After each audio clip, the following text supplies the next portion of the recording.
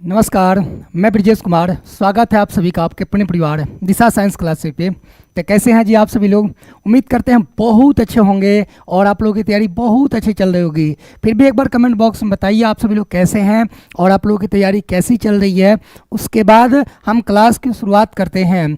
और जैसा कि आप लोग जानते हैं कि हम लोग चैप्टर नंबर 1 और चैप्टर नंबर 2 दोनों हम लोगों ने समाप्त कर लिया है। थ्योरी और क्वेश्चन आंसर ऑब्जेक्टिव सारी चीज़ें हम लोग कंप्लीट कर चुके हैं।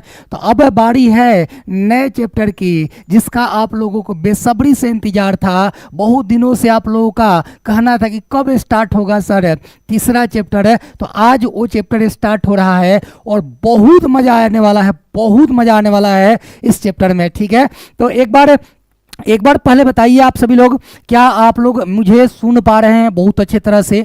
ऑडियो और वीडियो एकदम परफेक्ट है, कोई दिक्कत कोई परेशानी तो नहीं है? एक बार ये कमेंट बॉक्स में आप लोग बता दीजिए। ठीक है, उसके बाद हम क्लास को शुरू करते हैं और मज़े तरीके से समझते हैं मानव जनन यानी ह्यूमन रिप्रोडक्शन को एकदम सिंपल वे में और एकदम जीरो लेवल से आपको लेके चलेंगे। ठीक है, तो एक बार सभी लोग बताइए आप सभी लोग कैसे हैं जी? गुड इवनिंग जी, सभी को गुड इवनिंग, राधे राधे, आप सभी को राधे राधे, जय श्री राधे, जय श्री कृष्णा। शुरुआत किया जाए आज के क्लास को। मज़ेदार क्लास, मज़ेदार सेशन, इंटरेस्टिंग चैप्टर है। और हम अगर बात करें 12th बायोलॉजी की तो सबसे ज़्यादा मज़ेदार चैप्टर कौन सा है? तो मानव जनन ही है, जिसमें बच्चों को ज़्यादा रुचि आती है। तो हम शुरू करेंगे आज के क्लास को। ठीक है, एक बार आप लोग जल्दी से कंफर्म कर दें, क्या सब कुछ ठीक है? ऑडियो और वीडियो एकदम परफेक्ट है, कोई दिक्कत कोई परेशानी नहीं है? एक बार कंफर्म कर दीजिए, उसके बाद हम क्लास को शुरू करते हैं। ठीक है, जल्दी से सब कुछ ठीक ठाक है? एक बार जल्दी से बताइए, उसके बाद हम आज शुरू करेंगे, नए चैप्टर की आगाज करेंगे आप सबके बीच। जल्दी से एक बार बता दीजिए पहले। हाँ ठीक है जी, ठीक है सर, बहुत बढ़िया है, एकदम परफेक्ट है, कोई दिक्कत नहीं है, एकदम परफेक्ट है, मतलब ऑडियो और वीडियो एकदम सही है। तो ये स्टार्ट किया जाए। बोलिए स्टार्ट किया जाए जी सर, स्टार्ट किया जाए। ठीक है, तो चलिए जी, एक बार सभी लोग जुड़ जाइए, माना सभी लोग जुड़ जाइए जल्दी जल्दी।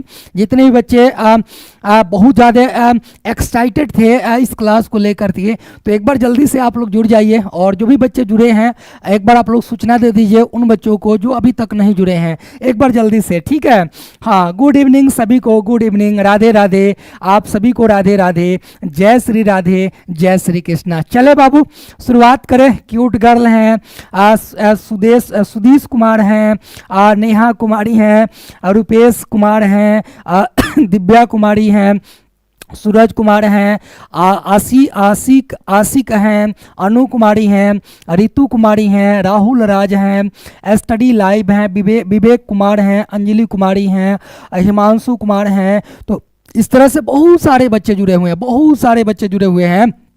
तो आइए शुरुआत करते हैं आज के क्लास को, मज़ेदार सेशन होगा। ठीक है, चलिए सबसे पहले हम लोग क्या कर रहे हैं? बिहार बोर्ड इंटर 2026 है, बिहार बोर्ड इंटर 2026 है ना? जितने भी बच्चे इस बार 2026 में एग्जाम देने की तैयारी कर रहे हैं उन सबके लिए यह जो क्लास है वह रामबाण साबित होगा, बहुत ही महत्वपूर्ण ये क्लास होने वाला है। ठीक है, बायोलॉजी की ये तीसरी चैप्टर है जो कि स्टार्ट आज हम कर रहे हैं और इसका नाम है मानव जनन। क्या नाम है? मानव जनन, ह्यूमन रिप्रोडक्शन। और इसमें आज हम लोग इसका इंट्रोडक्शन, परिचय लेंगे, इसका परिचय करेंगे इस चैप्टर का बड़ी मज़ेदार तरीके से। इस चैप्टर में आपको बहुत सारे चित्र देखने को मिलेगा और एकदम समझ में भी आएगा, क्योंकि ये चैप्टर हम लोगों पर बेस्ड है, मतलब हमारे शरीर से रिलेटेड है। ठीक है, इसलिए बहुत मजा आएगा। तो एक बार जल्दी से आप लोग बता दीजिए, क्या आप सभी लोग तैयार हो चुके हैं? यस या नो? जल्दी से बताइए, क्या आप सभी लोग तैयार हो चुके हैं? जल्दी से कमेंट बॉक्स में एक बार लिखिए सभी लोग रेडी। अगर आप सभी लोग तैयार हैं तो एक बार कमेंट बॉक्स में एक बार जल्दी से ये रेडी लिख दीजिए कि सर हम लोग रेडी हो चुके हैं नोटबुक और पेन लेकर के इस चैप्टर को फतेह करने के लिए। और यहाँ से बहुत ज़्यादा क्वेश्चन पूछे जाते हैं। बिहार बोर्ड की हम बात करें, हम किसी दूसरे कंपटीशन एग्जाम की बात करें तो यहाँ से भर भर के क्वेश्चन पूछे जाते हैं। तो एग्जाम के दृष्टि से भी अगर देखें तो ये चैप्टर बहुत ज़्यादा महत्वपूर्ण है। ठीक है, तो थोड़ा सा हाँ सर, रेडी हैं सर, बहुत बढ़िया जी। चलिए बाबू शुरू करते हैं।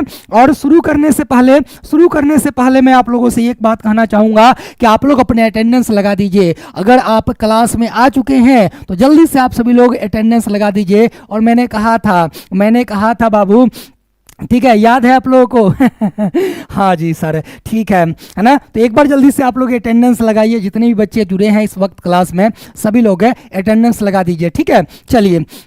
और साथ ही साथ एक बार बाबू क्लास को शेयर कर दीजिए अपने अपने दोस्तों के पास, जहां जहां जिस ग्रुप में जुड़े हैं, जो भी एजुकेशनल ग्रुप है वहां पर इस क्लास को शेयर कर दीजिए। जो भी बच्चे हमारे परिवार से जुड़े हैं वो तो इसका लाभ ले ही लेंगे, जो बच्चे नहीं जुड़ पाए हैं किसी वजह से वे लोग भी इस क्लास का लाभ उठा सके और कुछ सीख सके बायोलॉजी में। ठीक है, चलिए बाबू शुरुआत करते हैं, है ना। चलिए बाबू शुरुआत करते हैं आज के क्लास को। सबसे पहले क्लास शुरुआत करने से पहले एक छोटा सा मोटिवेशन आप सबके लिए, जो आपको अंदर से ऊर्जावान बनाएगा और चेहरे पर थोड़ा मुस्कान लाएगा। समझिएगा, कहते हैं कि एक तीर को पीछे की ओर खींचकर ही छोड़ा जा सकता है। एक तीर को पीछे की ओर खींचकर ही छोड़ा जा सकता है। जब जिंदगी आपको मुसीबतों के साथ पीछे की ओर खींच रही हो तब समझ लीजिए वो आपको एक बेहतर दिशा में छोड़ने वाली है। ठीक है, तो कभी भी ये लाइन आपको ये संदेश दे रही है कि कभी भी अगर आपके जीवन में कभी दुख आए, कभी समस्याएं आए, तो उससे आपको बिल्कुल घबराना नहीं है। बस इतना धैर्य बना के रखना है कि अब ये कुछ ही दिनों की बात है, कुछ ही टाइम की बात है, ये समस्याएं टल जाएगी और इसके बाद जो टाइम आएगा उसमें मेरा ही क्या होगा, साम्राज्य होगा। ठीक है, हाँ, मेरा ही क्या होगा, साम्राज्य होगा। तो ये लाइन आपको बता रही है कि दुख में, समस्याओं में अपने आप को क्या करना है, मजबूत रखना है, अपने आप को कमजोर नहीं होने देना है। ठीक है, चलिए बाबू स्टार्ट किया जाए। एक बार जल्दी से बताइए और एक बार क्लैपिंग भी कर लीजिए आप लोग हाँ, साथ ही साथ ये लाइन भी है। और दूसरी बात है कि नए चैप्टर की स्टार्टिंग हो रही है। और तीसरी बात अगर हम कहें तो नए 11th क्लास की बैच स्टार्ट हो चुकी है। तो सबके लिए एक ही साथ क्या होना चाहिए, क्लैपिंग होना चाहिए जल्दी से ठीक है, हाँ, जल्दी से सभी लोग कर दीजिए जी, सभी लोग एक बार क्लैपिंग कीजिए। आइए बाबू शुरुआत करते हैं, शुरू किया जाए चैप्टर को। आइए बाबू, सबसे पहले अगर मान लीजिए हम आपसे कहें मानव जनन, तो जनन होगा किसमें, मानव में, है ना। यानी कि सबसे पहले आप लोग क्या कीजिएगा, सबसे पहले आप लोग नोटबुक पर चैप्टर लिखिएगा। अपने नोटबुक में क्या कीजिएगा, चैप्टर लिखिएगा। चैप्टर कितना है, सर 3 है। चैप्टर का नाम लिख लीजिएगा बाबू सभी लोग। ठीक है, हाँ, चैप्टर क्या हो गया कहिएगा, सर चैप्टर का नाम क्या है, चैप्टर का नाम है बाबू, ह्यूमन रिप्रोडक्शन। क्या नाम है बाबू, ह्यूमन रिप्रोडक्शन। ठीक है, ह्यूमन रिप्रोडक्शन, यानी इस चैप्टर में हम लोग सिर्फ किसकी बात करेंगे, मानव की बात करेंगे। हम लोग सिर्फ किसकी बात करेंगे, मानव की बात करेंगे। आइए लिखेगा ह्यूमन रिप्रोडक्शन ना, ह्यूमन रिप्रोडक्शन, ह्यूमन रिप्रोडक्शन। ठीक है, देखिए कहना कितना आसान है ह्यूमन रिप्रोडक्शन, लेकिन जब हम लोग ह्यूमन रिप्रोडक्शन करने चलेंगे तो काफ़ी अधिक टाइम लगेगा। बहुत अब ये प्रोसेस है, हम ये कह सकते हैं ये प्रोसेस है, ये सरल प्रक्रिया नहीं है। कल वाले क्लास में हम आपको लिखवाए थे सेक्सुअल और एसेक्सुअल रिप्रोडक्शन में कि ये जो सेक्सुअल रिप्रोडक्शन होता है वह एक जटिल और धीमी प्रक्रिया है। कैसी प्रक्रिया है, जटिल एवं धीमी प्रक्रिया है, मतलब कॉम्प्लेक्स है। ये कैसी है, कॉम्प्लेक्स ये प्रोसेस है। ठीक है, आइए बाबू मानव जनन लिख दीजिएगा हाँ बिल्कुल, हम क्या लिखेंगे, मानव जनन। हम इसमें जब बात करेंगे मानव जनन में तो किसकी बातें होगी, जल्दी से बताइए। आप कहेंगे सर मानव की बात होगी। और मानव में जनन की प्रक्रिया कैसी होती है, सबसे पहला बात, मानव में जनन की प्रक्रिया कैसी होती है, एक बार जल्दी से बताइए। आप कहिएगा सर मानव में सेक्सुअल रिप्रोडक्शन रिप्रोडक्शन होता है। कैसा? Sexual reproduction. यानी इस टाइम हम आपसे बस इतना ही सवाल पूछे कि बताइए मानव किस प्रकार का जनन करेगा? Sexual reproduction. ठीक है जी। मानव में जनन कैसी होगी? कहिए सर मानव की बात करेंगे ना, मानव में कैसे जनन होगा? Sexual reproduction. ठीक है, हाँ, मानव में कैसा जनन होगा? सेक्सुअल रिप्रोडक्शन होगा। समझे? बताइए, समझ में आया कि नहीं आया? बता दीजिए। आप कहिएगा सर जैसे आप मानव लिखेंगे ना, मानव आप पूछेंगे कि इसमें जनन कैसा, तो हम कहेंगे कि सेक्सुअल रिप्रोडक्शन। क्या कहेंगे? ये सर मानव में जनन की क्रिया जो होती है वह कैसी होती है? Sexual reproduction. कैसी? Sexual reproduction. Sexual reproduction. ये बेसिक क्लास है तो घबराइएगा नहीं, आराम से लेकर के चलेंगे, आप लोगों को सारी चीजों को समझाएंगे। ये मानव जो है कौन सा जनन करेगा? Sexual reproduction. आज सेक्सुअल रिप्रोडक्शन में कितने जीव भाग लेते हैं? कमेंट बॉक्स में बताइए। मानव जो है सेक्सुअल रिप्रोडक्शन करेगा, इसमें कितने जीव भाग लेंगे? 2। कितने जीव? 2 भाग लेंगे, और वो भी कैसे? विपरीत लिंग वाले। कैसे जीव भाग लेंगे? विपरीत लिंग वाले जीव भाग लेंगे। समझ गए? इसमें कौन से भाग लेंगे? ये सर 2 जीव भाग लेंगे, और वो भी विपरीत लिंग वाले। विपरीत लिंग कहने का मतलब है एक नर और दूसरा मादा। एक नर और दूसरा मादा, ये दोनों भाग लेकर के नए जीव को क्या करेंगे? निर्माण करेंगे, नया जीव या नया संतति तैयार करेंगे। ठीक है। अच्छा, कभी ये हो सकता है कि नर और नर दोनों मिल करके क्या कर सके? कहिएगा सर नर और नर मिल करके नया संतान उत्पन्न कर सके, या मादा और मादा मिल करके नया संतान उत्पन्न कर सके। मैंने ये बात आपको इसलिए बताई कि 2 विपरीत लिंग वाले जीव, अब ऐसा क्या पॉसिबल हो सकता है कि नर और नर दोनों मिले और नया संतान, मादा और मादा दोनों एक साथ मिले और नया संतान? क्या ये पॉसिबल हो सकता है? क्या ये पॉसिबल है? यस या नो एक बार बताइए। हाँ, एक बार जल्दी से बताइए, क्या ये पॉसिबल है? आप सभी लोग कहेंगे नो। सभी लोग कहेंगे नो। क्यों? क्योंकि नर में नर युग्मक बनेगा और मादा में क्या बनेगा? मादा युग्मक बनेगा। ठीक है, तो ये दोनों युग्मक जो है क्या होंगे? दोनों युग्मक को मिलाना होगा। दोनों युग्मक को क्या करना पड़ेगा? मिलाना होगा, तब जाकर के क्या बनेगा? जाइगोट बनेगा। उसके बाद वाली प्रोसेस होगी, हम एक एक करके चलेंगे। समझ गए? एक एक करके चलेंगे। तो ये बात आपको ध्यान रखना है कि मानव सेक्सुअल रिप्रोडक्शन करता है जिसमें 2 जीव भाग लेते हैं, और दोनों कैसे होते हैं? विपरीत लिंग वाले जीव भाग लेते हैं।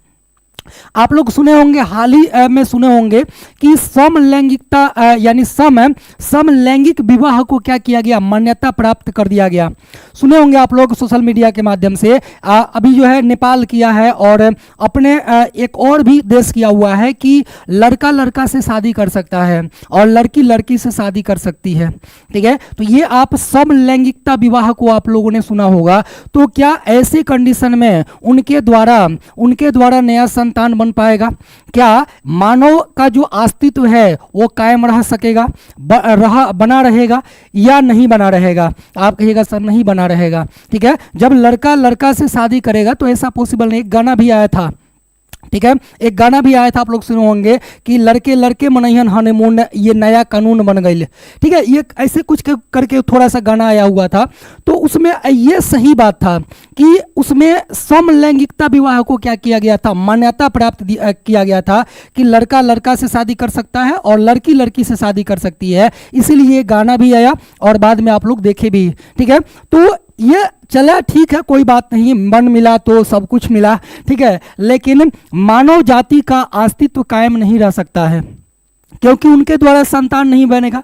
तो यहाँ तक तो आप लोगों को क्लियर हो गया, यहाँ तक तो आप लोगों को क्लियर हो गया कि मानव सेक्सुअल रिप्रोडक्शन करता है और इसमें विपरीत लिंग वाले जीव भाग लेते हैं।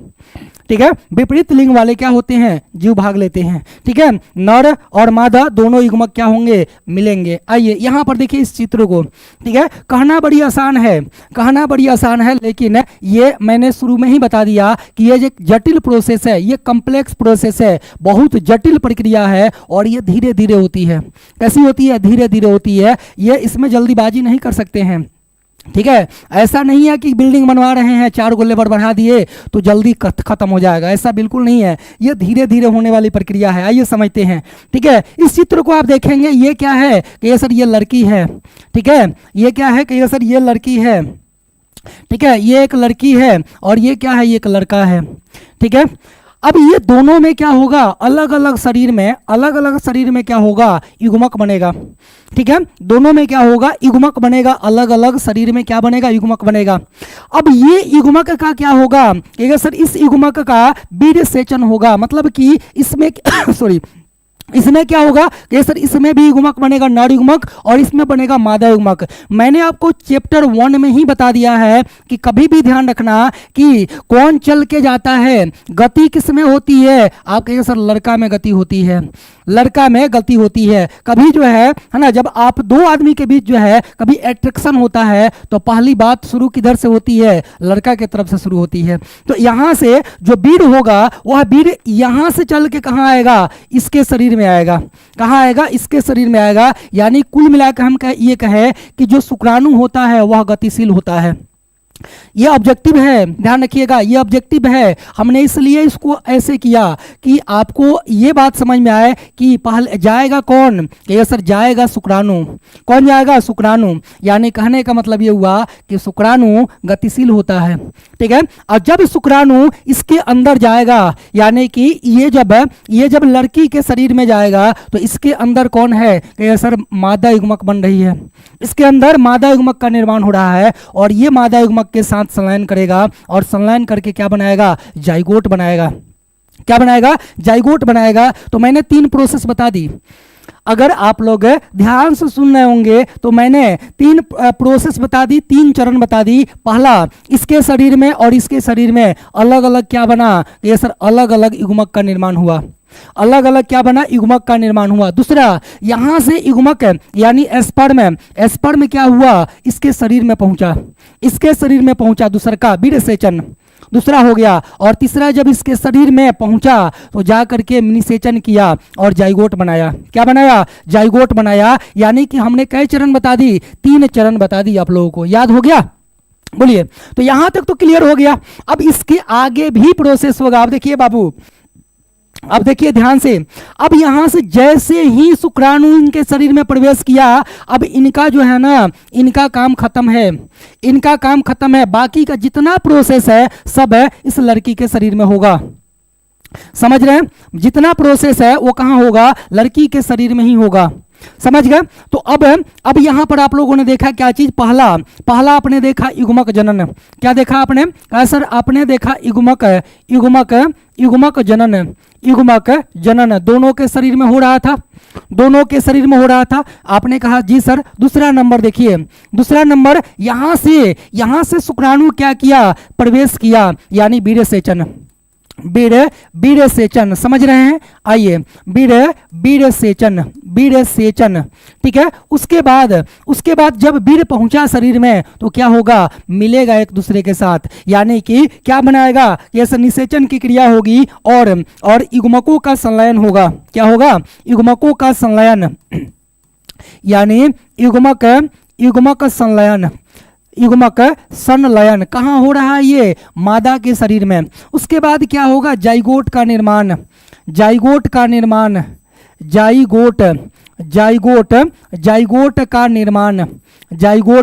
निर्माण। अब आप लोग देख पा रहे होंगे कि जब शुक्राणु अस्खलित हो गया नर शरीर से, उसके बाद नर का कोई काम नहीं है। जितना प्रोसेस हो रहा है सब कहाँ हो रहा है, मादा शरीर में। कहाँ हो रहा है, मादा शरीर में हो रहा है। यानी कि युग्मक संलयन कहाँ हुआ, मादा शरीर में। जाइगोट निर्माण कहाँ हुआ, मादा शरीर में। कहाँ हुआ, मादा शरीर में। आगे देखिए, उसके बाद बोलेगा क्लीवेज, और भी प्रोसेस है। यहाँ जाइगोट बन जाएगा, उसके बाद क्या होगा, क्लीवेज। सभी ध्यान रखिएगा, क्या होगा, 5वां नंबर क्लीवेज, क्लीवेज। इसी को हम बोलते हैं विदलन। क्या बोलते हैं बाबू, विदलन। इसको बोलेंगे विदलन। ठीक है, हाँ बीदलन, बीदलन। इसके बाद क्या होगा कि सर इसके बाद होगा रोपण यानी इम्प्लांटेशन, रोपण बोलिएगा, क्या बोलिएगा, इसके बाद होगा रोपण, रोपण, ठीक है। उसके बाद क्या होगा, रोपण के बाद बताइए कैसे सगभरता, प्रेगनेंसी स्टार्ट हो जाएगी, ठीक है। उसके बाद क्या होगी, इतनी प्रक्रिया होने के बाद जब रोपण होगा, ब्लास्टोसिस्ट होगा यानी अंत रोपण आप कहिए, इसके बाद क्या होगा, ये जो जाइगोट है वह कहाँ चला जाएगा, गर्भाशय की अंतः स्तर में जाके स्थापित हो जाएगा, गर्भाशय की अंतः स्तर में क्या होगा, स्थापित हो जाएगा। तब हम कहते हैं कि प्रेगनेंसी स्टार्ट हो गई है, यानी मादा जो है प्रेग्नेंट हो गई, समझ गए। हाँ, उसके बाद हम क्या कहेंगे कि प्रेगनेंसी यहां से क्या होती है, स्टार्ट होती है। तो उसके बाद लिखिएगा सगभरता, ठीक है, हाँ यहां से लिखिएगा सगर्भता, सगर्भता, सगर्भता, प्रेगनेंसी, प्रेगनेंसी इंग्लिश में लिखते हैं प्रेगनेंसी, प्रेगनेंसी, ठीक है। उसके बाद क्या होगा बाबू, कहिएगा सर इसके बाद होता है, ध्यान रखिएगा क्या चीज, कहिएगा सर गैसलेशन यानी गर्भावधि, ठीक है। जब प्रेग्नेंट हो जाएगी औरत, उसके बाद क्या होगा, गर्भावधि यानी गर्भाकाल चलेगा। कितने टाइम का होता है गर्भावधि, मानव की बात हो रही है, मानव की गर्भावधि कितने टाइम की होती है, अगर मंथ पूछा जाए तब, तो आप कहिएगा सर 100 कहते हैं 9 से 9.5 महीना, कितना, 9 से 9.5 महीना ये गर्भावधि होती है, जिसे हम क्या कहते हैं, कि सर गेस्टेशन बोलेंगे, है ना। हाँ, यानी गर्भावधि, गर्भावधि। और जब गर्भावधि पूर्ण हो जाएगा यानी पूरा जो है टाइम पीरियड हो जाएगा, उसके बाद क्या होगा, तो उसके बाद होगा डिलीवरी, क्या होगा, ऐसे डिलीवरी होगा यानी कि प्रसव होगा, पार्चुरेशन, क्या बोलिएगा, उसके बाद होगा पार्चुरेशन, प्रसव, क्या होगा, प्रसव। और लास्ट जो है प्रसव को क्या बोलेंगे, पार्चुरेशन, पार्चुरेशन।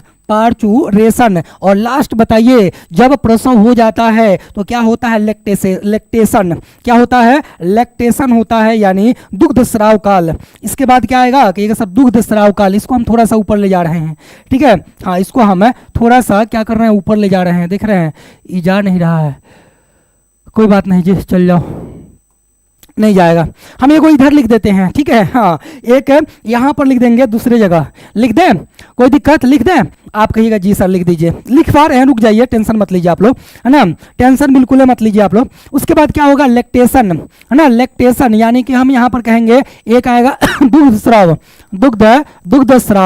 दुग्ध स्राव काल या श्रवण काल, दुग्ध स्राव काल या श्रवण काल। तो आपने क्या देखा यहाँ पर, आपने ये देखा कि सर हम लोगों ने यहाँ पर यह सीखा कि सर जब युग्मक बन रहा था तो अलग अलग शरीर में बन रहा था, युग्मक अलग अलग शरीर में बन रहा था, चाहे नर हो चाहे मादा हो। उसके बाद ये वीर्य सेचन हुआ यानी कि नर युग्मक मादा के शरीर में स्खलित हुआ, मादा के शरीर में चला गया। जब ये वीर्य मादा के शरीर में चला गया, उसके बाद की जितनी क्रियाएं हैं सारे के सारे किसके अंदर हो रही है, मादा शरीर के अंदर हो रही है, समझ गए। उसके बाद क्या क्या हो रही है समझिएगा, जाइगोट का निर्माण हो रहा है, युग्मक संलयन तो होगा ही, उसके बाद जाइगोट का निर्माण, क्लीवेज होगा, उसके बाद रोपण होगा, ब्लास्टोसिस, उसके बाद प्रेगनेंसी स्टार्ट हो रही है। यानी कि यहाँ पर यानी कि हम ये कह सकते हैं कि प्रेग्नेंट या प्रेगनेंसी स्टार्ट होने से पहले इतनी सारी क्रियाएं हो रही है, इतनी सारी क्रियाएं हो रही है। आइए थोड़ा सा हम आप लोगों को इसको एक जगह हम रखना चाहते हैं, ठीक है, एक जगह हम रखना चाहते हैं। यहाँ पर सबसे पहले आप लोग क्या लिखिएगा, सबसे पहले आप लोग लिखिएगा क्या चीज कि सर जनन में यानी कि मानव में जनन प्रक्रिया के चरण। बाकी तो लैंगिक जनन आप सबको पता है क्योंकि पहले से भी पढ़ते आ रहे हैं हम लोग कि जनन क्या है। तो जनन का परिभाषा, जनन दो प्रकार के, लैंगिक और अलैंगिक। तो उन परिभाषा को अब यहाँ जरूरत नहीं है कि लैंगिक जनन क्या है, हर बच्चा को पता है कि लैंगिक जनन है क्या। अब आप लोगों से सवाल पूछा जाए कि मनुष्य में लैंगिक जनन की क्रिया होती है तो इसके चरण बताइए, तो चरण आप लोगों को लिखना होगा। लिखिएगा मानव में जनन प्रक्रिया के चरण लिखेंगे सभी लोग, हेडिंग बना लीजिएगा, हेडिंग बनाइएगा आप लोग सभी लोग। मानव में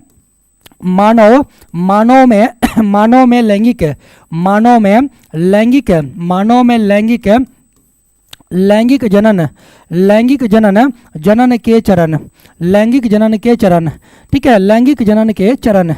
क्लियर है, मानव में लैंगिक जनन के चरण, ठीक है जी, लिख लिए होंगे आप लोग।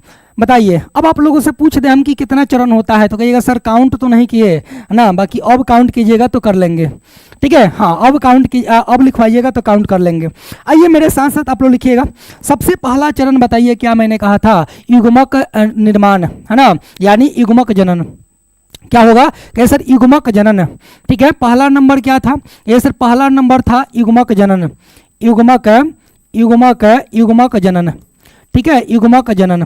और ये युग्मक जनन कितने तरह से होगा कि ये सर 2 चरण से होगा, यानी जब शुक्राणु का निर्माण होगा तो उसे हम क्या कहेंगे, शुक्राणु जनन। ठीक है, यानी युग्मक जनन में 2 चीजें आप लोगों को समझना है कि युग्मक जनन जो होता है गुरुजी, ये 2 तरह का होगा।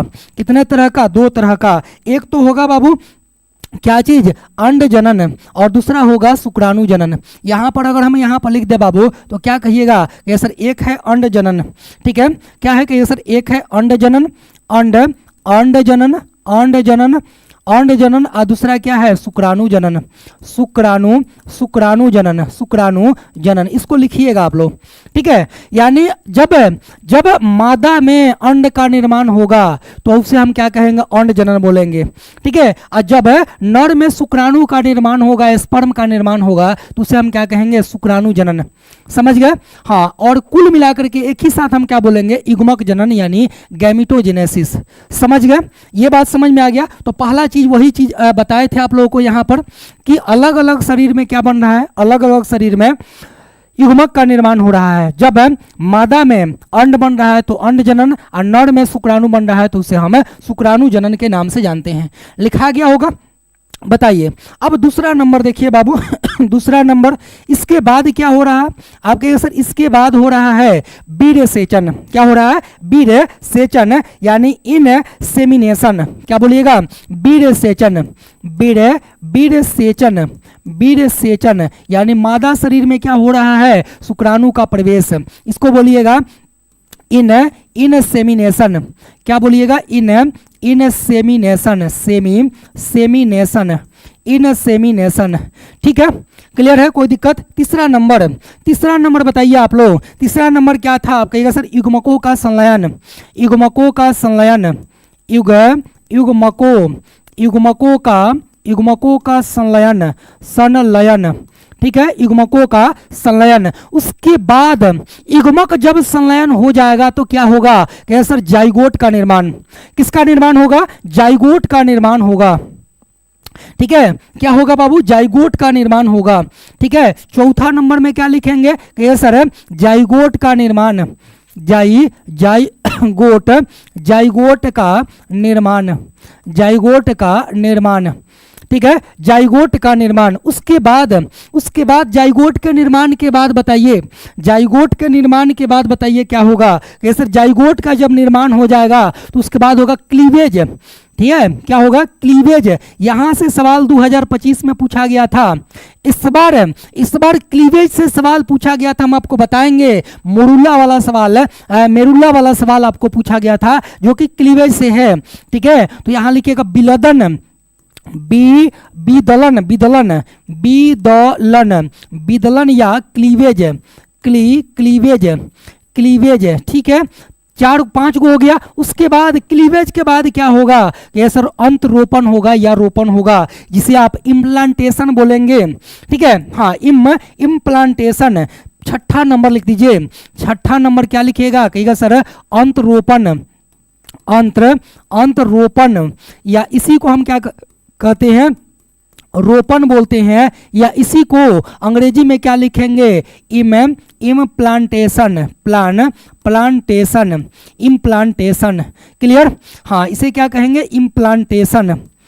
समझ गए, तो ये हो गया आपका कैगो, 6 गो। और बताइए इसके बाद क्या होगा, जब भ्रूण गर्भाशय के अंतः स्तर में स्थापित हो जाएगा तब क्या होगा कि सर प्रेगनेंसी स्टार्ट हो जाएगा। ठीक है, उसके बाद क्या होगा बाबू, कहिएगा सर प्रेगनेंसी उसके बाद होगा स्टार्ट, यानी कि इसके बाद हम लिखेंगे क्या चीज, सर प्रेगनेंसी अब जो है स्टार्ट हो जाएगी। ठीक है, यानी छठा के बाद हम लिखेंगे 7वां नंबर। 7वां नंबर में क्या लिखेंगे कि सर सगर्भता,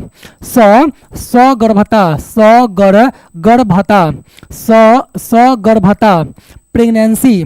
ठीक है, प्रेगनेंसी, प्रेगनेंसी, ठीक है। उसके बाद 8वें नंबर पर क्या आएगा कि इसे सगभरता हो गया आएगा, उसके बाद गर्भावधि, क्या आएगा, गर्भावधि, यानी कि कितने टाइम तक, ठीक है। हाँ लिखिएगा गर्भावधि, गर्भावधि, गर्भावधि, जिसे आप क्या कहिएगा कि जैसे इसे बोलेंगे गैस स्टेशन, क्या बोलेंगे, गैस स्टेशन, गैस स्टेशन। उसके बाद गर्भावधि के बाद बताइए क्या होगा, सर इसके बाद होगा प्रसव, ठीक है। इसके बाद क्या होगा, प्रसव हाँ पार्चुरेशन, ठीक है, प्रसव, प्रसव यानी पार्चुरेशन, पार्चुरेशन, पार्चुरेशन। और उसके बाद लास्ट 10वां नंबर, 10वां नंबर पर क्या लिखिएगा कि सर दुग्ध श्रवण ठीक है, दुग्ध श्रवण यानी लैक्टेशन, ठीक है, दुग्ध श्रवण, दुग्ध श्रवण, दुग्ध श्रवण यानी लैक्टेशन,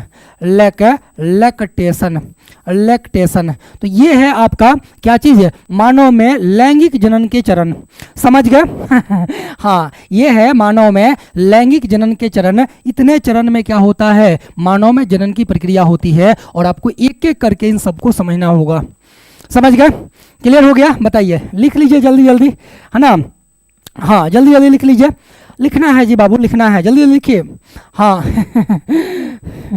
तो ये 10 चरण है, 10 चरण को आपको याद रखना है, ठीक है, सारे चरण को याद रखना है, और ये भी आपको ध्यान रखना है कि किस चरण में क्या क्या होता है। वैसे हम बताएंगे, अभी आप लोगों को लेकर चलेंगे, और एक एक चरण को हम लोग एक्सप्लेन करेंगे कि कौन से चरण में क्या क्या होता है, क्या क्या बदलाव होता है, ठीक है।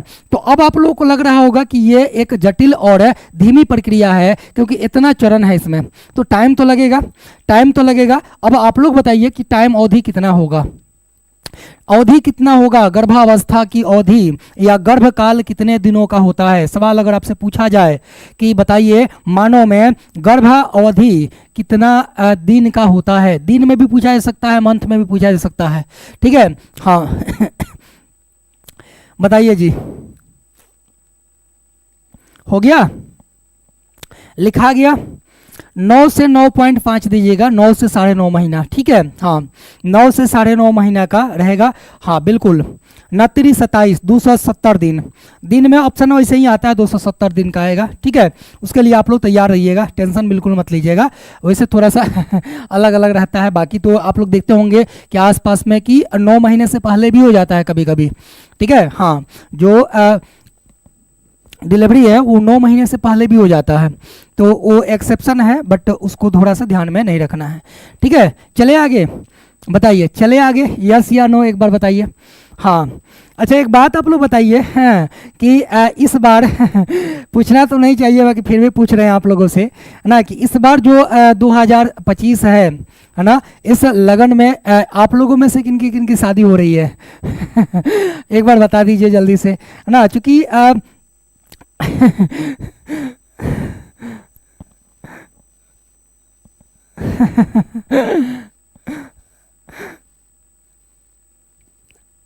देखिए इसमें बहुत सारे हाथ उठाने शुरू कर दिए, अरे यार ये हंसने के लिए बोले थे, ठीक है, हाँ ये हंसने के लिए बोले थे, अब लिखा भी गया होगा, उम्मीद करते हैं हम, ठीक है, उम्मीद करते हैं कि लिखा भी गया होगा, ये तो हंसने के लिए बोले, वैसे आप लोगों की उम्र भी नहीं हुई है शादी करने के लिए, और अभी शादी करबो मत कीजिएगा आप लोग, ठीक है, हाँ शादी नहीं कीजिएगा, शादी कीजिएगा बड़ी दिक्कत हो जाएगा, समझ रहे हैं ना, पहले आप लोग पढ़ाई वढ़ाई कर लीजिए और जॉब वॉब ले लीजिए, उसके बाद जो है शादी विवाह की बात कीजिएगा, सोचिएगा, बाकी जो है मन में ही ख्याल रखिएगा कि मेरी सपनों की रानी कब आओगी तुम, है ना, हाँ बस ये मन में ही रखिएगा, बट बुलाने की प्रयास मत कीजिएगा, बुलाइएगा कब, जब आप सारा युद्ध पढ़ लीजिएगा, कौन कौन सा, हल्दी घाटी का, 1857 की क्रांति पढ़ लीजिए, है ना, उसके बाद जितनी क्रांतियां हुई है उन सारी क्रांति को पढ़ लीजिएगा, उसके बाद जो है बुलाने का प्रयास कीजिएगा, उससे पहले नहीं, ठीक है। चलिए आइए बाबू, लिखा गया होगा, अब एक एक करके हम शुरुआत करते हैं ठीक है जी, हाँ एक एक करके शुरू किया जाए जी,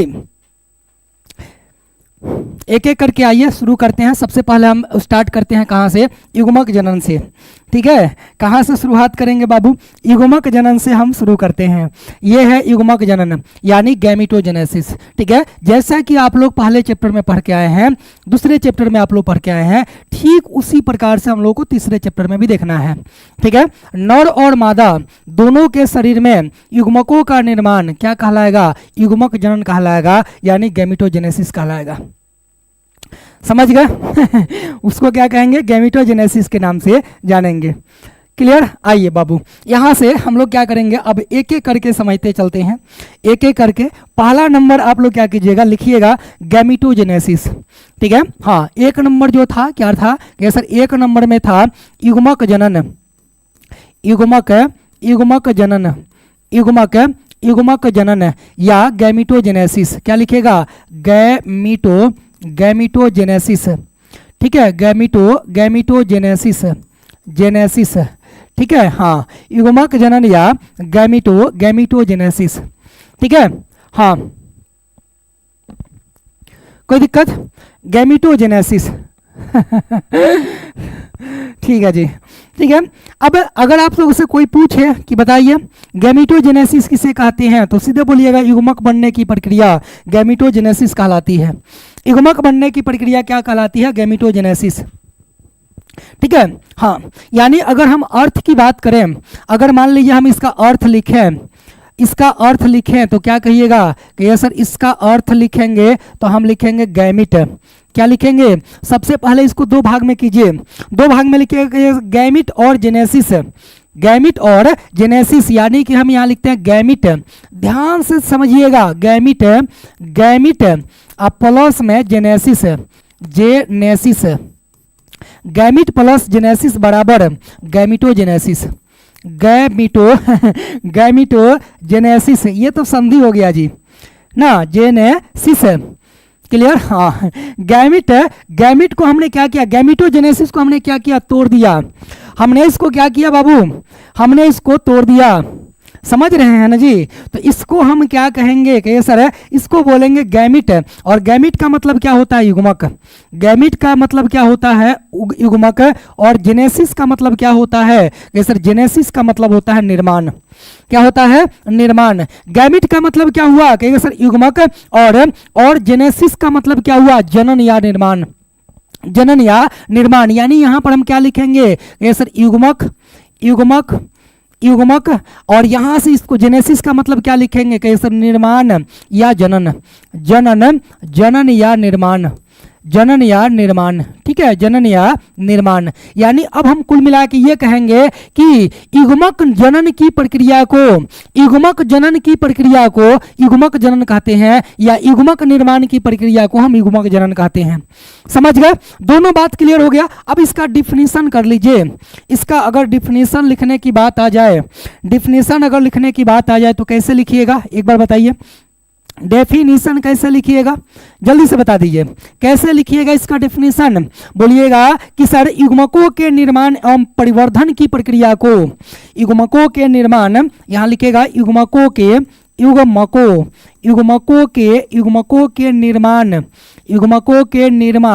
निर्माण एवं परिवर्धन की प्रक्रिया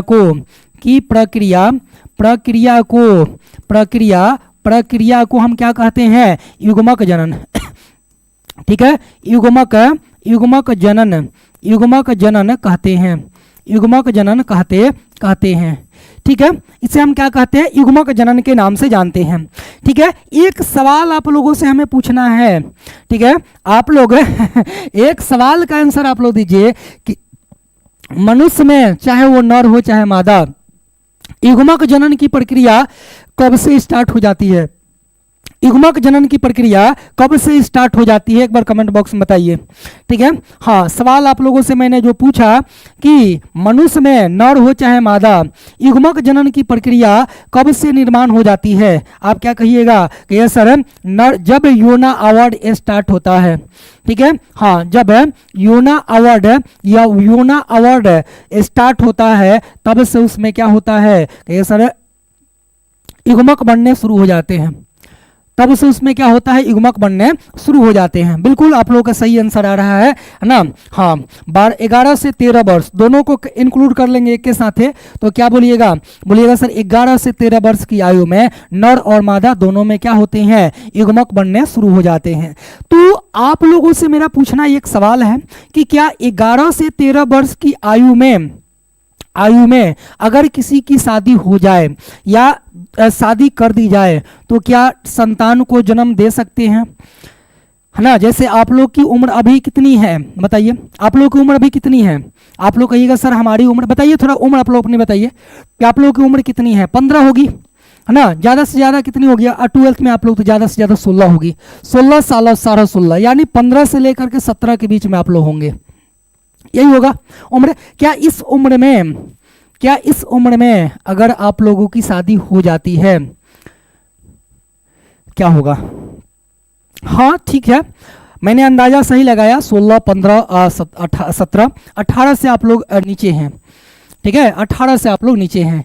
तो सवाल ये आता है, मतलब ये लॉजिकल है थोड़ा सा, है ना, और कानूनन भी है, आप लोगों को भी पता होगा, है ना। हाँ, कि कानूनन है, इसका एक एज लिमिट किया गया है कि इतने वर्ष की कम उम्र में शादी करना कानूनन जुर्म है, ठीक है। लड़कों के लिए अलग बनाया गया है एज और लड़कियों के लिए अलग बनाया गया है, ठीक है। लेकिन एक्सेप्शन में हम लेते हैं कि उससे पहले जब शादी हो जाएगी तो क्या होगा, क्या होगा, आप कहिएगा सर उससे पहले अगर शादी होती है, यही जो है ना WHO के अनुसार एक मानक दिया गया, स्टैंडर्ड दिया गया, उम्र सीमा दी गई कि इतना समय तक पहुंचने के बाद, यानी इतने उम्र तक पहुंचने के बाद जितने भी सेक्सुअल ऑर्गन हैं वो सारे के सारे क्या होते हैं, परिपक्व हो जाते हैं, ठीक है।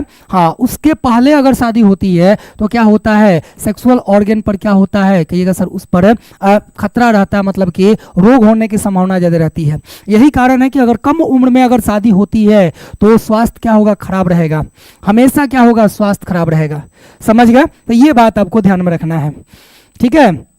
हाँ हाँ हाँ ठीक है जी, आइए, क्लियर। तो ये समझ गए, युग्मक जनन क्लियर हो गया, बताइए।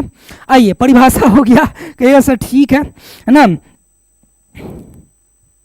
चलिए ठीक है, यहाँ पर क्लियर हो गया। अब यहाँ पर देख रहे हैं आप लोग कि ये निषेचन से पहले की घटना है, ये तो आप सबको पता है, अच्छा बच्चा को पता है कि यह जो है युग्मक जनन की प्रक्रिया निषेचन से पूर्व होने वाली घटना है।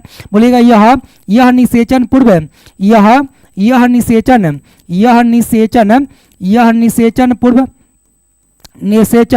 पूर्व घटना है, ठीक है, यह निषेचन पूर्व घटनाएं हैं, ठीक है जी। उसके बाद यहाँ पर हम सीधे तौर पर आते हैं, एक डायग्राम छोटा सा बनाते हैं और उसमें आप लोगों को दोनों चीजें दिखा देते हैं, अलग अलग नहीं लिखवाएंगे, बाकी आप लोग लिखना चाहते हैं तो लिख लीजिएगा। शुक्राणु जनन और अंडाणु जनन दोनों, यानी कि शुक्राणु बनने की प्रक्रिया क्या बोलिएगा, नर युग्मक शुक्राणु बनने की प्रक्रिया क्या कहलाती है, शुक्राणु जनन, और मादा युग्मक अंडाणु बनने की प्रक्रिया क्या कहलाती है, अंडाणु जनन कहलाती है। समझ गए, क्या कहलाती है, अंडाणु जनन। तो दोनों चाहें तो आप लोग लिख सकते हैं, कोई दिक्कत नहीं है, ठीक है, कोई दिक्कत नहीं है। यहाँ पर लिख लीजिए, कहिए सर, कहिएगा नर युग्मक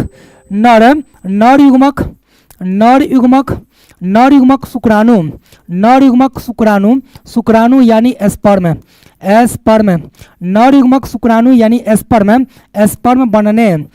बनने की प्रक्रिया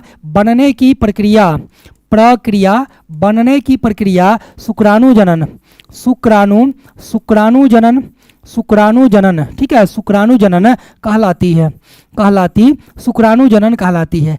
ठीक इसी प्रकार अंडाणु जनन आप लोग अपने से लिख लीजिए, हम नहीं लिखेंगे, ठीक है। हाँ, शुक्राणु जनन यहाँ पर हो गया, अंडाणु जनन आप लोग अपने से लिख लीजिए, समझ गए। हाँ, अपने से क्या कीजिए, लिख लीजिए, बहुत बढ़िया, ठीक है। कहिएगा सर ठीक नहीं कर रहे हैं, लिखवा दीजिए। आइए लिख देते हैं, कहिएगा सर मादा युग्मक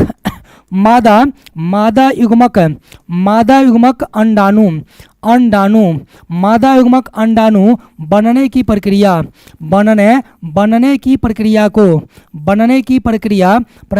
को अंडाणु जनन कहते हैं, ठीक है। हाँ, अंडाणु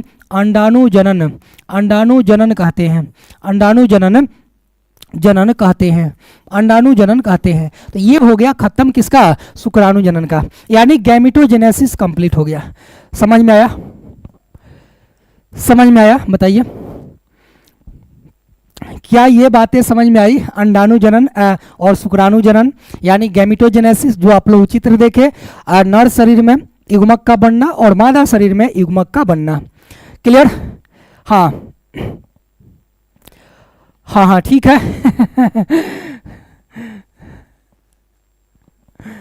चलिए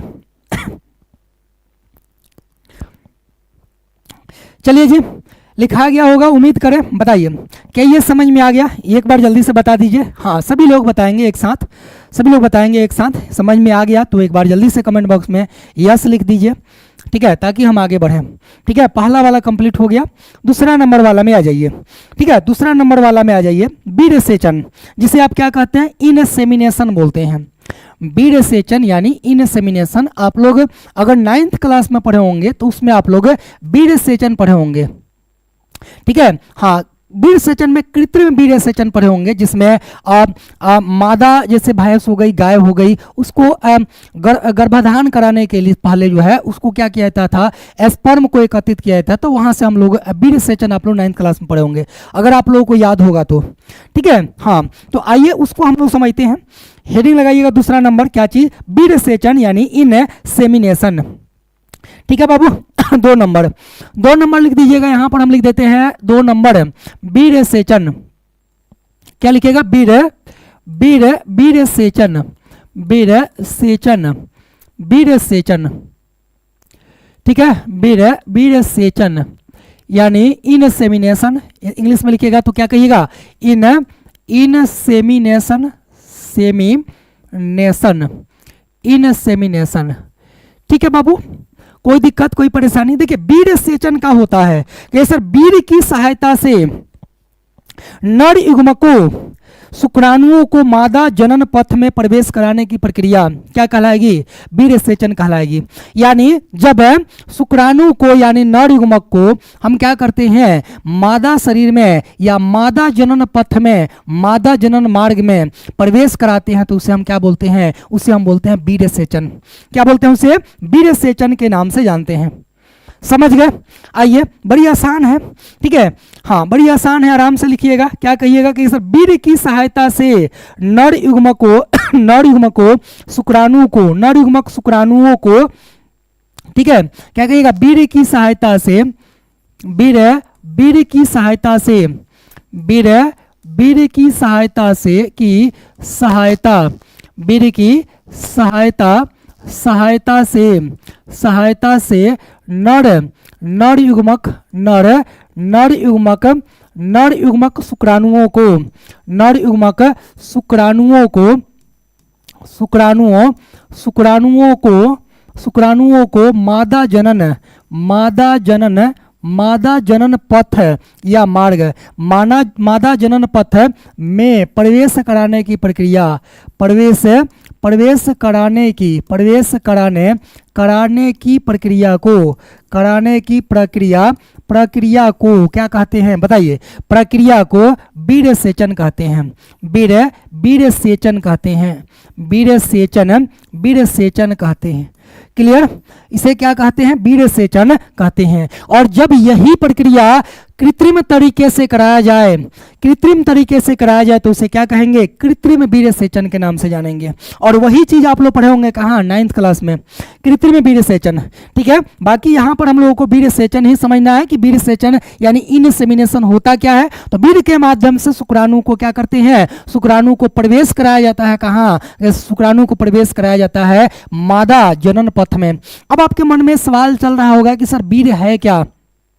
बीड है क्या? सारी चीजें हम लोग समझेंगे। देखिए सुनिएगा, शुक्राणु जो बन रहा है कहाँ बन रहा है? नर युग्मक शुक्राणु कहाँ बन रहा है? तो कहिएगा सर नर युग्मक शुक्राणु का निर्माण वृषण के अंदर। कहाँ? वृषण के अंदर। उसके बाद शुक्राशय द्रव, याद कीजिए आप लोग, अगर याद नहीं है तो थोड़ा सा धैर्य बनाइएगा। शुक्राशय द्रव और पुरः अस्त ग्रंथि से निकलने वाला पुरः अस्त द्रव, ये सभी मिल करके क्या करता है? बीड का निर्माण करता है। यानी जब शुक्राणु अस्खलित होगा गया तो इसके साथ ये दोनों के दोनों स्खलित होते हैं, जिसमें शुक्राशय द्रव और पुरः अस्त द्रव होता है, और दोनों जो दोनों साथ मिल जाता है किसके साथ, शुक्राणु के साथ, तो अस्खलित होकर जाते हैं। इसको बोलते हैं बीड़। क्या बोलते हैं, बीड़। इसी को हम बोलते हैं, बीड़ को जनन पथ में प्रवेश करा दिए तो इसको क्या नाम है, क्या नाम दिए, तो बोलिएगा सर इसको बोलते हैं बीड़ सेचन या इनसेमिनेशन। समझ में आ गया? बोलिए, क्या ये बात समझ में आ गया जी? एक बार बताइए, एक बार बताइए क्या ये समझ में आया? जी, अगर समझ में आया तो एक बार जल्दी से थोड़ा सा दिल वाला इमोजी भेज दीजिए। जी जी, एक बार दिल वाला इमोजी भेजिए अगर समझ में आया तो, फिर हम आगे बढ़ते हैं। ठीक है, दूसरा नंबर खत्म हो गया। दूसरा नंबर आपका खत्म हो गया। क्या चीज़ था कि ये सर दूसरा नंबर था बीड़ सेचन। जल्दी से कमेंट बॉक्स में दीजिए आप लोग जी। हाँ हाँ ठीक है, क्लियर बताइए, क्लियर है? जल्दी से हाँ, जितना जल्दी, थोड़ा फास्ट कीजिए बाबू, थोड़ा सा फास्ट आप लोग कमेंट कीजिए, इतना स्लो हो जाते हैं। बताइए, तीसरे चैप्टर में आप लोग इतना स्लो रहिएगा तो कैसे काम चलेगा? बताइए, आप लोग थोड़ा सा फास्ट होइए क्योंकि आप लोग तीसरे चैप्टर में हैं। ठीक है जी, हाँ। और लाइक का सिलसिला थोड़ा सा बढ़ा दीजिए आप लोग। अभी 3 हिस्सा, तीसरी मतलब आधे अभी जो है लाइक है, तो लाइक आप लोग कर दीजिए। आप लोगों की संख्या लगभग 2000 है और लाइक आप लोग देख ही सकते हैं कि कितना कम लाइक है, तो लाइक कर दीजिए एक बार। ठीक है, हाँ प्यारे बच्चे जल्दी से लाइक कीजिए मेरे। हाँ चलिए, बहुत बढ़िया जी, समझ में आ रहा है, इसका मतलब है कि, है ना, सारे लोग जो है दिल वाला इमोजी भेज रहे हैं, है ना।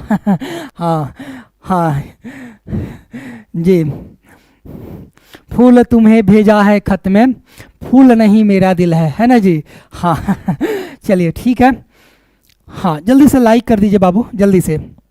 उसके बाद हम लोग आ जाते हैं, फिर टॉपिक पे आ जाते हैं। ठीक है, मज़ा आ रहा है इस चैप्टर में, बहुत मज़ा आएगा इस चैप्टर में, है ना। सारी चीज़ें एकदम, है ना, आपको लगेगा।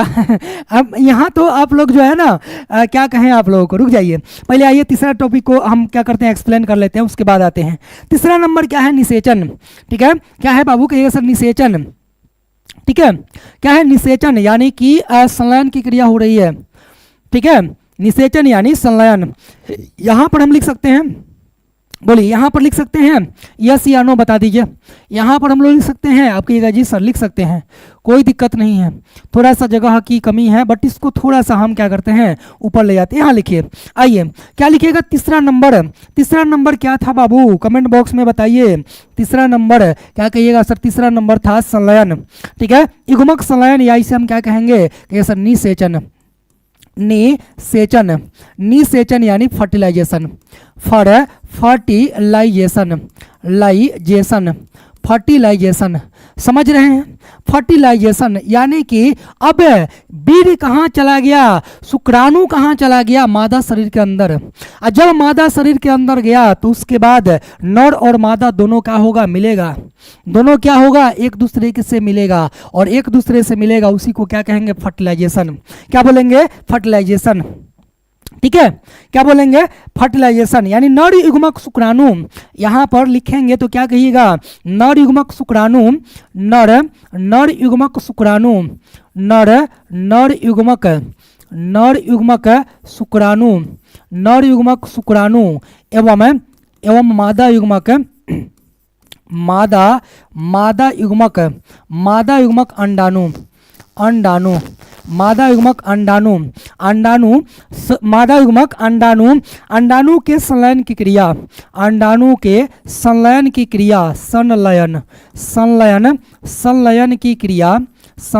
क्रिया, क्रिया को क्या कहते हैं, निषेचन।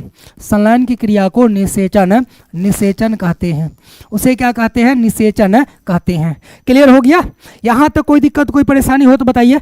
कोई दिक्कत, कोई परेशानी नहीं होगा। एक सवाल पूछा जाता है आप लोगों से कि बताइए मादा में, अच्छा एक बात बताइए आप लोग सबसे पहले कि ये जो निषेचन की क्रिया हो रही है, फर्टिलाइजेशन की जो क्रिया हो रही है, वह किस में हो रही है, नर में या मादा में, मेल या फीमेल? जल्दी से बताइए। अगर इसके पहले वाला स्लाइड आप लोग समझे होंगे तो इसका आंसर जरूर बताएंगे कि निषेचन फर्टिलाइजेशन की क्रिया किस में होती है, नर में या मादा में। जी किसमें होती है, नर में या मादा में? जल्दी से कमेंट बॉक्स में बताइए, किसमें फर्टिलाइजेशन होगी, नर या मादा? आप कहिएगा सर मादा में। किसमें होती है, मादा में।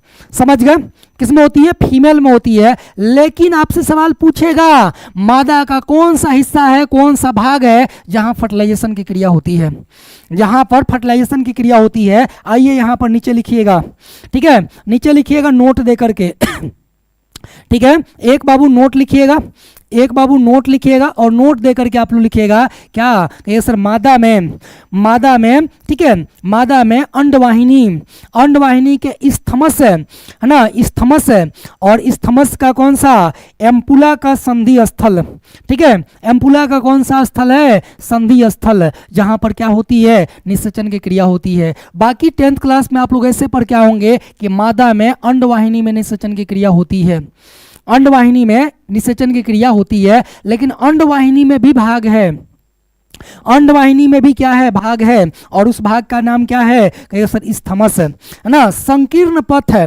ना, संकीर्ण पथ है, स्थमस है, जिसमें क्या होता है, निषेचन की क्रिया होती है। ठीक है, क्या कहिएगा, अंडवाहिनी, अंडवाहिनी मादा में, पहले लिख दीजिए यहाँ पर मादा, मादा में निषेचन स्थल, निषेचन, निषेचन स्थल, निषेचन स्थल कहाँ है, एक बार बताइए कमेंट बॉक्स में, क्या कहिएगा, अंडवाहिनी के स्थमस, एम्पुला का संधि स्थल।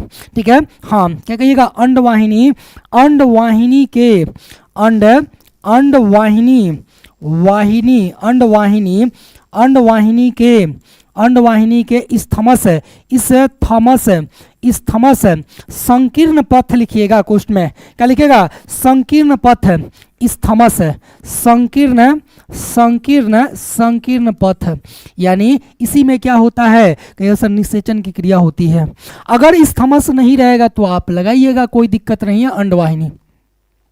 क्लियर, बोलिए, fallopian tube is the right answer, कोई दिक्कत नहीं है। ठीक है, हाँ, कोई दिक्कत, कोई परेशानी नहीं है। चले आगे, अगले सवाल पे चले, बताइए, अगले सवाल पे चले, यस या नो एक बार कमेंट बॉक्स में लिखिए जी।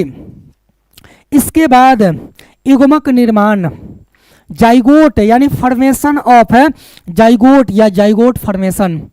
ठीक है, आइए यहां पर नेक्स्ट, नेक्स्ट क्या लिखिएगा, नेक्स्ट लिखिएगा बाबू जाइगोट फॉर्मेशन यानी युग्मक निर्माण। 4 नंबर में क्या लिखिएगा, 4 नंबर में युग्मक, युग्मक निर्माण, युग्मक निर्माण। ठीक है, जाइगोट फॉर्मेशन, जाइगोट फॉर्मेशन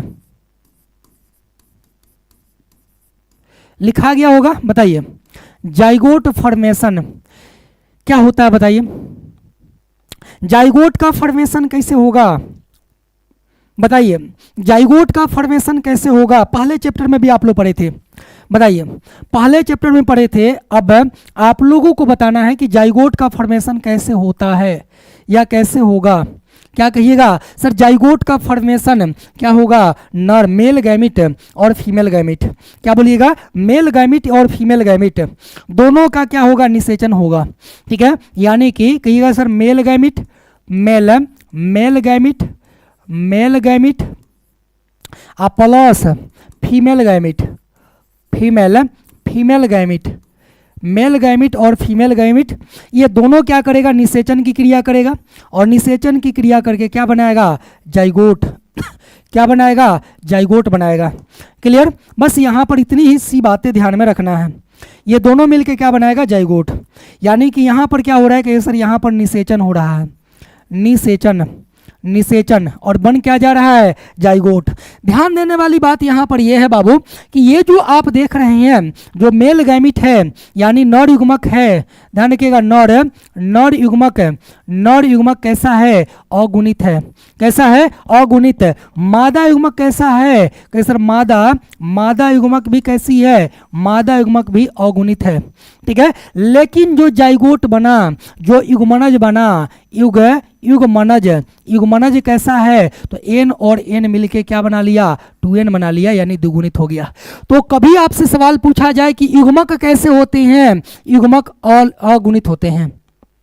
युग्मक कैसे होते हैं, तो बोलिएगा युग्मक अगुणित होते हैं। लेकिन वही आपसे पूछा जाए कि जाइगोट कैसे होते हैं, तो जाइगोट द्विगुणित होते हैं। समझ गए? क्या ये बातें समझ में आई? क्या इतनी छोटी सी बातें आप लोगों को समझ में आई? कमेंट बॉक्स में एक बार लिख दीजिए।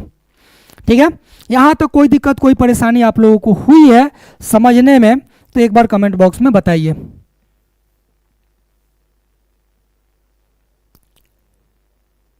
चलिए क्लियर, बढ़िया आगे। ठीक है, अब एक बात बताइए आप लोग, एक बात बताइए आप लोग, सिंपल सी बात आप लोगों से हम पूछते हैं, हमारे शरीर में गुणसूत्रों की संख्या कितनी है? छोटा सा सवाल है, छोटा सा सवाल है, हमारे शरीर में गुणसूत्रों की संख्या कितनी है? हाँ बताइए जल्दी से, देखते हैं। 46 46 46, सभी लोगों का आएगा आंसर 46 46 46। हाँ चलिए बहुत बढ़िया, हमारे शरीर में गुणसूत्रों की संख्या 46 है। ये 46 गुणसूत्र कैसे आए होंगे?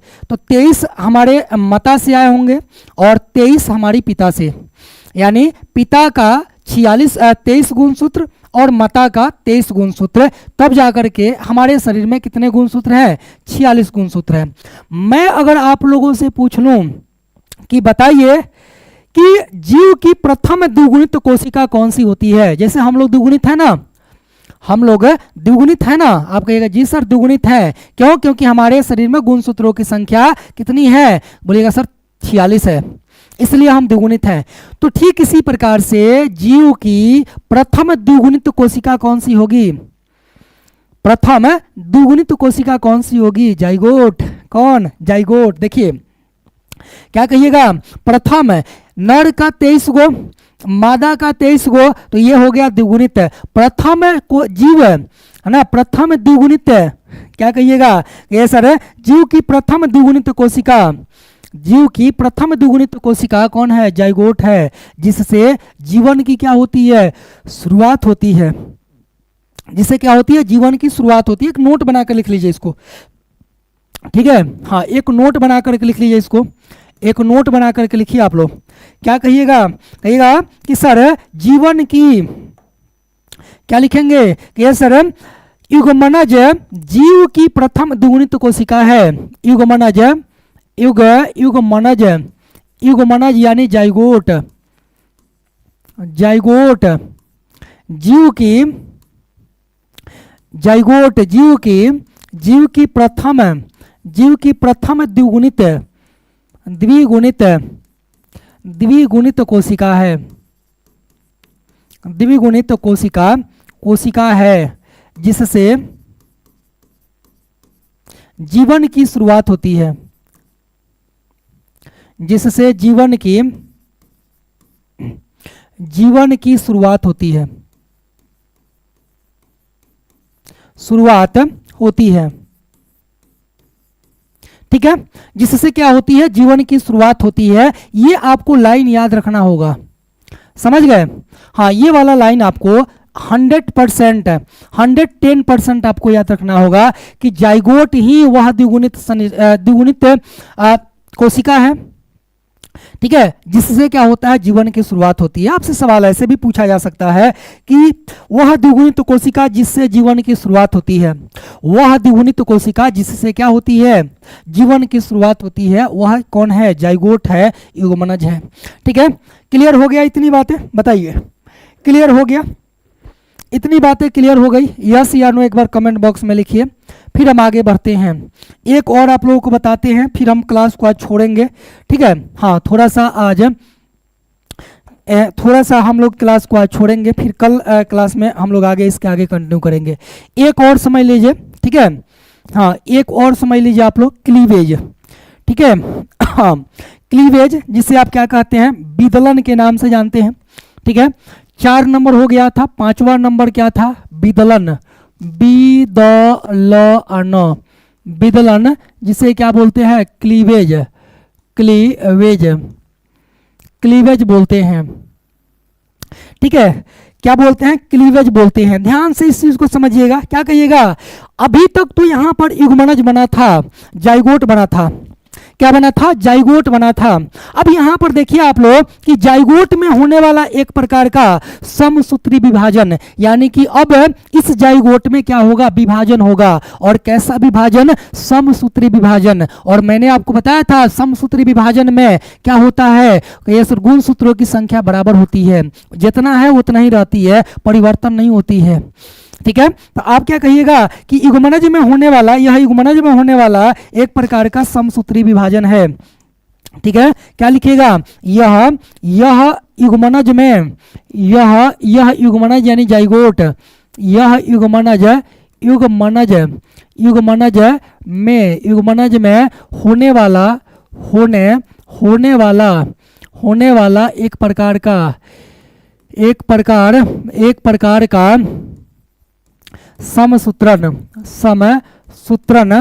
समसूत्रण विभाजन है, समसूत्रण विभाजन है, जिसमें क्या होता है बताइए, समसूत्रण विभाजन है जिसमें विभिन्न भ्रूणीय अवस्थाएं विकसित होती है। ठीक है, जिसमें विभिन्न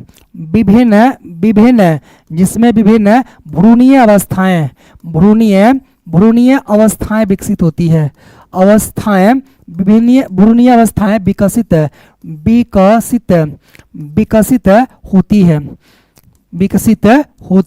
होती है। ठीक है बाबू, विकसित होती है।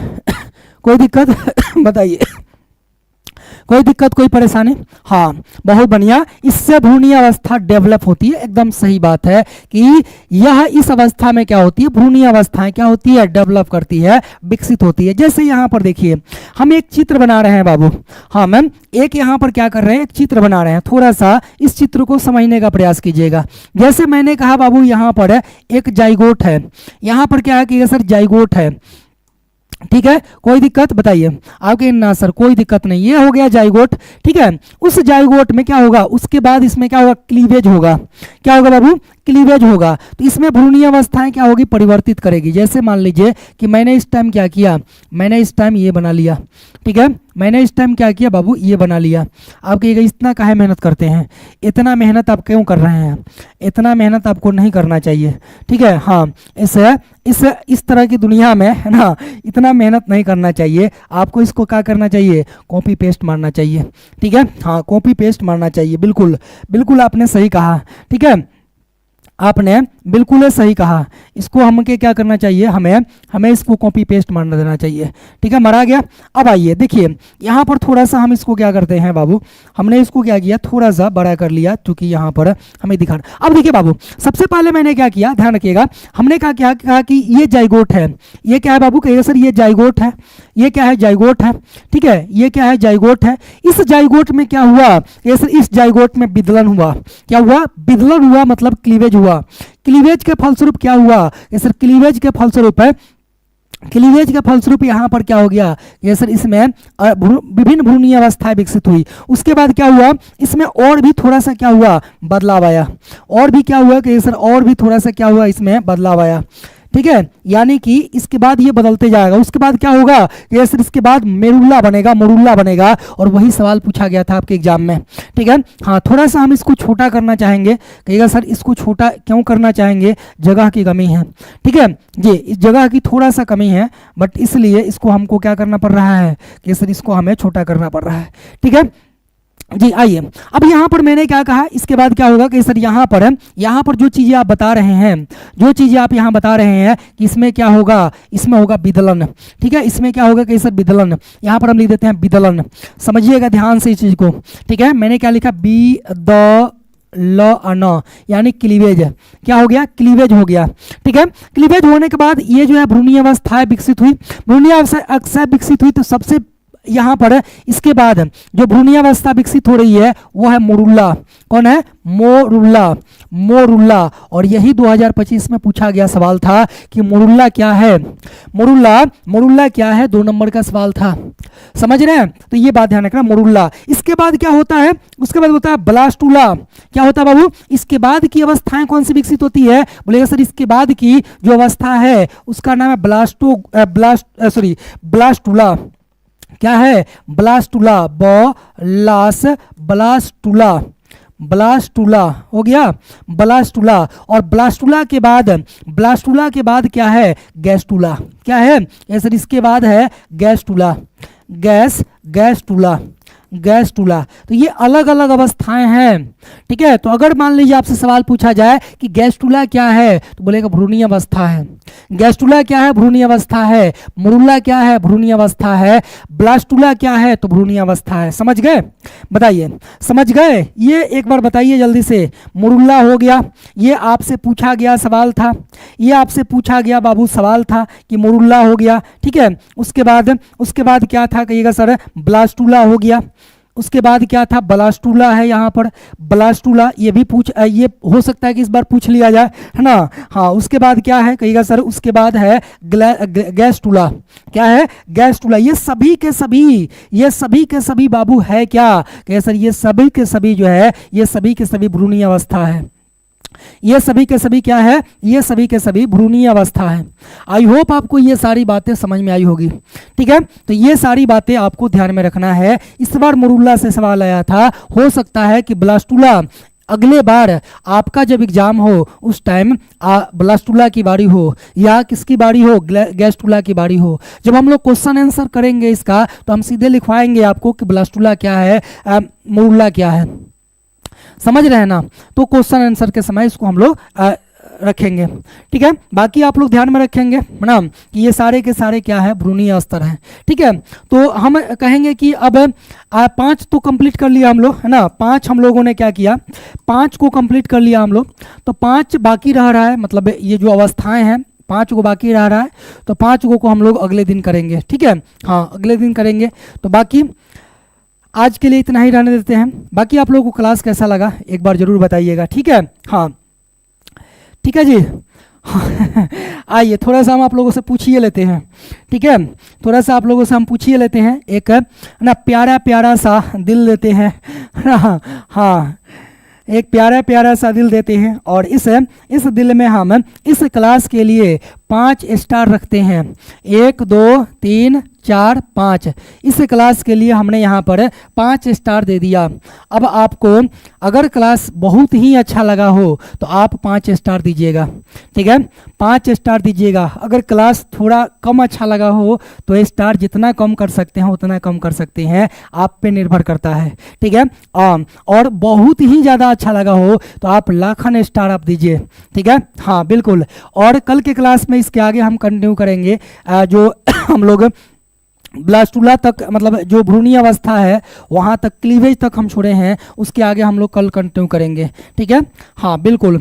बाकी क्लास अगर अच्छा लगा है तो क्लास को शेयर कर दीजिएगा और जाते जाते आप लोग ज़रूर क्या कीजिएगा, एक बार लाइक कर दीजिएगा। जो भी बच्चे हैं अभी इस वक्त हमारे साथ बहुत सारे बच्चे जुड़े हैं, तो एक बार आप लोग सभी लोग लाइक कर दीजिएगा क्लास को। लाइक जो लोग नहीं किए होंगे, ऐसा नहीं है कि डबल लाइक कर दीजिएगा, ठीक है। हाँ, जो लोग लाइक नहीं किए हैं कर दीजिएगा।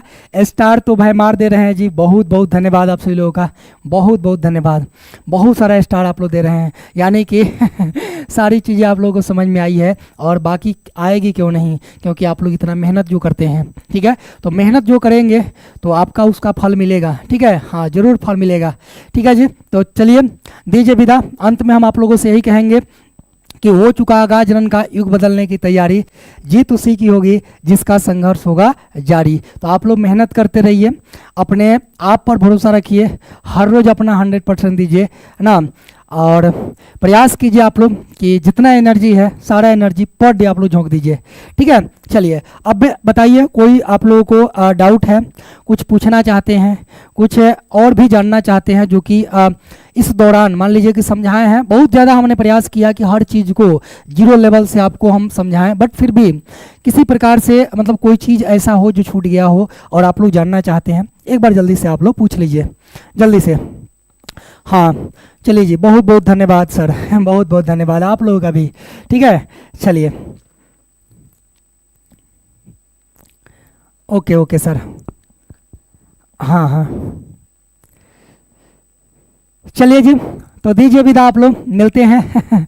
ठीक है, अगले क्लास में कल हम लोग मिलेंगे। अब कल वाली क्लास कहाँ पर होगी, यूट्यूब पर होगी या एप्लीकेशन पे होगी, वो कल पता चलेगी। ठीक है, हाँ, उसकी सूचना आपको दे दी जाएगी कि कल वाली क्लास एप्लीकेशन पे जाएगी या यूट्यूब पर जाएगी। ठीक है, तो बाकी आप लोग दीजिए विदा हमको, मिलते हैं कल के क्लास में। बाय बाय बच्चों।